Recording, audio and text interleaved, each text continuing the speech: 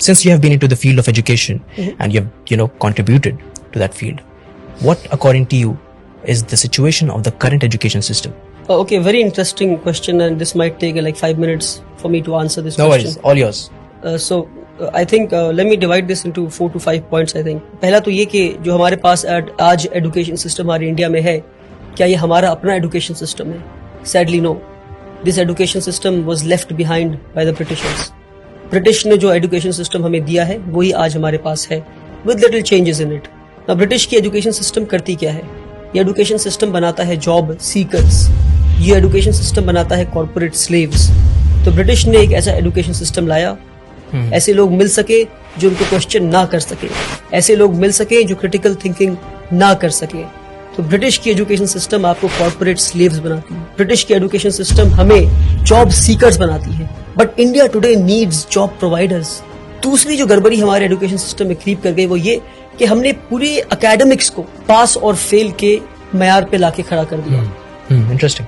कि आप पढ़ाई करते हैं सीखने के लिए नहीं, आप पढ़ाई करते हैं पास या फेल होने के लिए. तो उससे होता क्या है? मेरे जैसा एक कमजोर बच्चा क्लास 1 में मैथ्स में 40 लाता है तो मुझसे कहा जाता है कि आप मैथ्स में पास हो गए. फिर मैं क्लास 2 में जाता हूँ, फिर मैं 40 लाता हूँ तो कहा जाता है कि आप मैथ्स में फिर से पास हो गए. तो यानी मैं 60 नंबर जो नहीं ला पाया तो 60% में नहीं सीख पाया. ये 60% बिना सीखे मैं क्लास 2 में गया, फिर 60% बिना सीखे मैं क्लास 3 में गया, फिर 60% बिना सीखे मैं क्लास 4 में गया. इसी तरह मैं क्लास 10 पहुंच जाता हूँ और 600% मेरे एजुकेशन में लूप रह गए, मेरे एजुकेशन में कमी रह गई. क्योंकि मुझे ये बताया गया कि पढ़ते सीखने के लिए नहीं है. मेरे एकेडमिक्स को लर्निंग परसेंटेज पे नहीं लाया गया, मेरे पढ़ने को पास या फेल पर लाकर मुझे 0 बना दिया गया. क्योंकि मैं पास होकर डिग्री तो ले लूंगा और मुझे जॉब भी मिल जाएगी और फिर किसी कॉर्पोरेट वर्ल्ड में मैं गुलामी के लिए पहुंच जाऊंगा. तो एकेडमिक्स को पास और फेल से निकालना होगा बाहर हमें और लर्निंग परसेंटेज पे लाना होगा. किसी ने 40 लाया तो 40% सीखा आपने, 60% नहीं सीखा आपने. सीखे फिर आगे बढ़े, जितना सीख सकते हैं सीखे अपने कैलिबर के हिसाब से,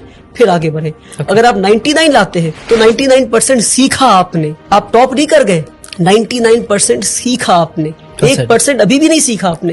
अगर आप 100 में 100 लाते हैं तो पास हुए आप. ये दूसरी बात. तीसरी बात कि हमारा जो एजुकेशन सिस्टम है आज का वो आपको रोट लर्निंग पे फोकस करता है. आप पढ़ते जाते हैं पर आपको पता नहीं आप क्या पढ़. आपने पढ़ा होगा कि इंडिया में जो फूड ग्रेन्स है वो मिलेट है, बाजरा है, जौर है. ये पढ़ा आपने, पर कभी देखा आपने इन चीजों को? पढ़ा है but I have not seen it. Correct. मैंने भी कभी देखा नहीं. मेरे ख्याल से मिलेट ऑन पर्पस नहीं दिखाया गया इसको. बाजरा तो क्योंकि अगर आप बाजरा देख लेते तो आप पता करते कि बाजरा उगना क्यों बंद हो गया है. हाँ, बंद हो गया. That's what I am saying. क्यों बाजरा लोग आज नहीं खा रहे? पहले के लोग बाजरा खाते थे, पहले के लोग मिलेट्स खाते थे, जौर खाते थे, आज क्यों नहीं खा रहे? तो experiential learning is what we need, hands on learning is what we need. We need to see and know what we are learning. आज हमें वो दिखाया नहीं जाता, वो बताया नहीं जाता, सिर्फ पढ़ाया जाता. तो आपको पता है कि ये हार्ट है और हार्ट की ये चेम्बर्स है, हार्ट में ये आर्टरीज है, ये है. मगर आपको कभी इंसान का दिल दिखाया जाए तो आप बोलेंगे भैया ये क्या है? प्रैक्टिकल. ये practical learning is what we need आज के दिन पे. Hands on experiential learning. तीसरी चीज. तो चौथी चीज है वो ये कि हमारे एजुकेशन को हमने समझा कि एकेडमिक्स ही एजुकेशन है. क्या? एकेडमिक्स ही एजुकेशन है. Academics is just a drop in the ocean of education. I would say the remaining water is तरबियत, इज अपब्रिंगिंग. कि भाई आप बात कैसे करते हैं? Are you confident? Are you creative? Do you have critical thinking? Are you developing higher order thinking skills? Are you questioning things? Absolutely. How do you sit? How do you conduct yourself with people? ये सारी चीजों को छोड़कर हर चीज को academics पे ले आया. Academics is not education. Education is a holistic thing जहां आप एक इंसान को बेहतर इंसान बनाते हैं, एक कॉर्पोरेट स्लेव नहीं बनाते. सबसे बड़ी कमी हमारे एजुकेशन सिस्टम में वो ये हमारे साथ जो फ्रॉड हुआ, मैं कहता हूँ एजुकेशन सिस्टम में, वो ये कि हमने एकेडमिक्स को, हमने सब्जेक्ट्स को स्ट्रीम में बांट दिया. कि भाई अगर आप सबसे ब्रिलियंट बच्चे हैं तो आप पढ़ेंगे साइंस. अगर आप 90 लाते हैं तो साइंस पढ़ेंगे. अगर आप 70 से 80 लाते हैं तो आप कॉमर्स पढ़ेंगे. 50 to 60 लाते हैं तो आप ह्यूमैनिटीज पढ़ेंगे. करेक्ट. क्या बेवकूफी है?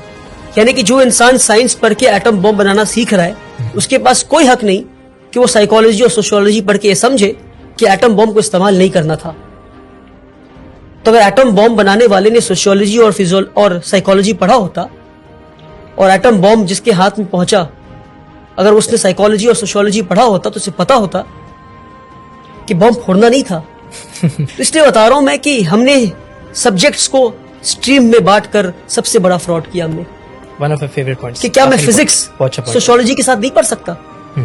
क्या मैं केमिस्ट्री हिस्ट्री के साथ नहीं पढ़ सकता? क्यों नहीं पढ़ सकता? अच्छा, कि अगर मैं आखिरी बात, अगर हाँ, मैं please. साइंस पढ़ रहा हूं मैं, तो क्या मेरे पास हक नहीं कि मैं अकाउंट्स भी पढ़ूं मैं? तो आज जरूरी But है you're an expert multi of one thing. Disciplinary learning का। But you're an expert of one thing. If people ask that, what would you say? You can have majors and minors. Yes, that's the answer. You need to have the hang of almost all the subjects. Makes sense. You need to learn accountancy. You need to know economics. You need to know history. You need to know sociology. You need to know psychology. You can be an expert of history, but you need to know the basics of physics. पर हमारे साथ ये fraud किया गया। आप physics पढ़ेंगे पर आप हिस्ट्री नहीं पढ़ सकते, आप सोशियोलॉजी पढ़ेंगे पर आप केमिस्ट्री नहीं पढ़ सकते। Okay. क्यों किया हमारे साथ ये फ्रॉड आपने? क्यों? क्योंकि आपको कॉर्पोरेट स्लेव्स चाहिए थे। आपको इजी वे बच्चों को देना था कि भाई ये पढ़ो, नंबर लाओ, पास हो, टॉपर बनो, आके हमें सर्व करो। सैडली